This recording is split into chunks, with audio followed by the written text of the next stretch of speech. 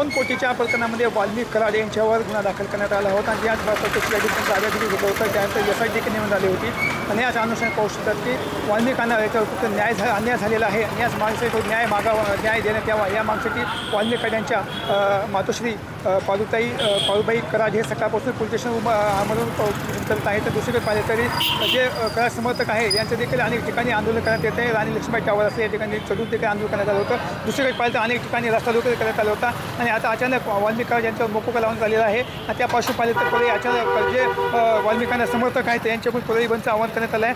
आज पाहिलं तर संपूर्ण हा संक्रांतीचा दिवस आहे. मोठ्या संख्येने महिला बाहेर पडल्या होत्या वान उचलण्यासाठी, पण मात्र अचानकच परळी बंद केल्याने पाहू शकता परळीच्या मार्केटमध्ये संपूर्ण सुखसुखाट या ठिकाणी दिसून येत आहे आणि वाल्मिकांना न्याय देण्यात यावा या मागणीसाठी संपूर्ण परळी बंदचं या ठिकाणी समर्थन करण्यात आलेलं आहे. आणि यासाठी पाहिलं तर सकाळपासून परळीमध्ये मोठा मुद्दा होता. आता पाहिलं तर संपूर्ण परळी हे या ठिकाणी बंद केलेली या ठिकाणी दिसून येत आहे. त्यामुळे प्रसन्न विकास वाघमारे, संभाजी मुंडे, TV9 मराठी, परळी, बीड.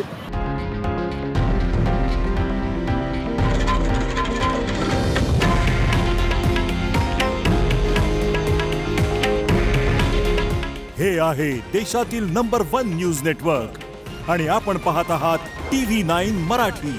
काळजी तुमची, हित महाराष्ट्राचं.